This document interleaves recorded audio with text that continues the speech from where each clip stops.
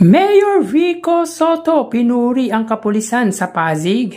Iyan ang pag-uusapan natin patungkol sa kinabibiliban, hinahangaan at pinakamahusay na punong lungsod sa bansa ngayong araw po.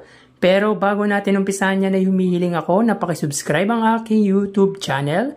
Paki-like and share na din para mas dumami pa po ang makapanood ng content natin. Maraming salamat po sa inyo mga kaparokya.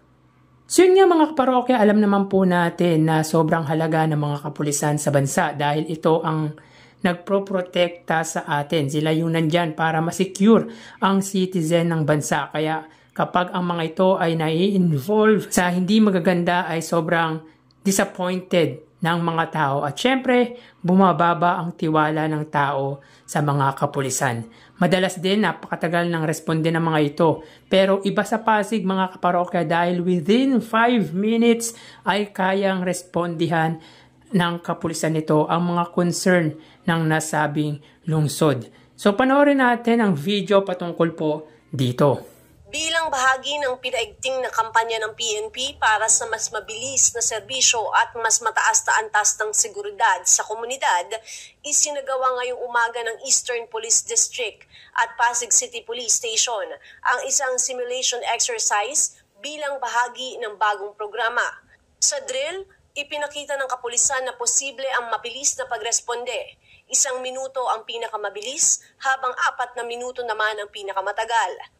Satisfied sa naging resulta ng simulation, si EPD District Director Police Brigadier General Aden Lagragante at si Pasig City Mayor Vico Soto. Natuwa naman po kami dahil talagang yung less than 5 minutes ay nagawa po ng ating mga kapulisan. Generally, okay na yung CIMEX natin at nakuha naman natin yung exact time.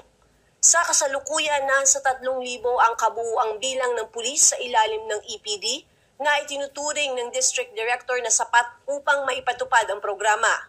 Bilang suporta, naglaan din ng lokal na pamahalaan ng mga bagong motorsiklo upang mapabilis pa ang pagresponde ng kapulisan. Nakikita natin na enough naman dahil of course hindi lang ito ang trabaho ng pulis, not just sa operational aspect, meron din tayong mga pulis na nagtatrabaho sa admin. Ang factor dito is yung tamang deployment plan ng bawat unit natin. Buong suporta ng lokal na pamahalaan sa ating kapulisan kasi nakikita natin na maganda ang performance nila. Nag-procure ang LGU ng 19 units, 11 sa kanila. Bukod pa sa mga dati ng tulong ng LGU, sila po, kung may mga request pa sila sa LGU, kung kaya naman, agad-agad naman nating ibibigay po yung mga request na ito. Sa ilalim ng programa, ang mga pulis ay aktibong magpapatrolya sa mga lansangan. Binigyan din ang mahalagang papel ng mga barangay at ng LGU sa tagumpay ng programa, lalo na sa aspeto ng koordinasyon at pagbibigay ng impormasyon. Ang pulis na natin yung nandun na sa ground. Naka-fix point sila, nakapwesto sila doon, or yung mga pulis natin na naka-beat patrol. Ibig sabihin, from one point to another point, yun ang beat nila, lalakarin nila. And also, itong mga motorcycle cops natin at yung mga naka-mobile natin, meron din silang area na kailangan nilang puntahan everyday to provide visibility. Shifting naman ito, 3 shift. 24 hours divided by 8 hours. So, 3 shift. Ang barangay napakalaki ng papel din po dito. Lalo na yung mga BSF, yung mga Barangay Security Force, yung mga tanod natin na umiikot lalo na pag madaling araw. Kailangan din natin aminin na kahit anong sipag ng ating kapulisan, kahit anong force multiplier ng city government, kailangan pa rin nandyan ng mga barangay natin. Kailangan aktibo ang ating mga barangay.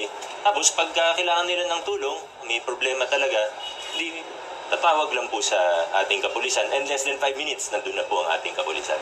Importante lang, 24 hours a day, umiikot ang ating mga naka-preposition na, sabihin, naka-divide na sila by sector para agad-agad pag may tawag, mabilis po nilang mapupuntahan. Ipinahayag ni Soto ang kanyang tiwala sa kakayanan ng kapulisan na maisakatuparan ng 5-minute response time. Ayon naman sa pamunuan ng EPD, inaasahang makatutulong ang programa na mapababa ang bilang ng krimen at makaiwas sa mga posibleng insidente. Pagkakaintindi ko yung 5 minutes or less, kaya na ng ating kapulisan Kaya nakakabilib nga talaga ang ating mga kapulisan. I really commend the Eastern Police District our Pasig Central Police Station dahil ilang araw pa lang naman mula nung nagkaroon tayo ng direktiba pero nagawa na po nila kaagad. Of course, optimistic tayo na lalong bababa yung crime rate dito sa EPD. But because of this latest na program ng ating PNP, police natin na sa labas, of course, may deterrent effect yun, may deterrent factor. Yung mga may balak na masama, nakikita nila yung police natin sa labas, they will think twice na gumawa ng krimen o ng kababalagan. Huwag niyo lang hanapin ang police sa mga presinto. Nandun lang kami sa inyong mga telepono, just dial 911 and you press 1. Ang sasagot sa iyo yung PNP Command Center. So, i-relay nila dito sa amin sa baba for us to respond timely. So yun nga mga kaparokya, grabe ang papuri ng butihing mayor sa programa ng kapulisan ng kanilang lungsod.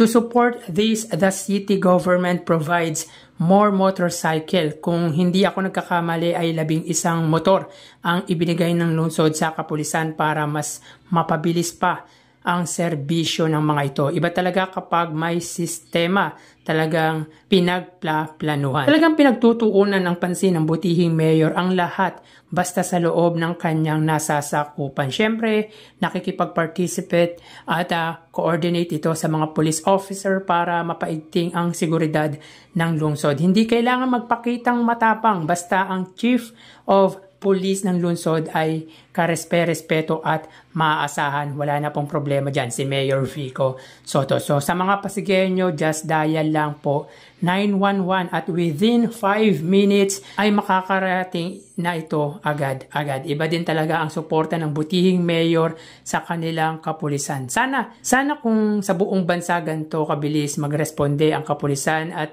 ganito ka-safe, sigurado panatag ang mga Pilipino kahit this oras na ng gabi. So hanggang dito na lang po tayo mga kaparokya. Magsiingat po tayo palagi. Thank you and God bless.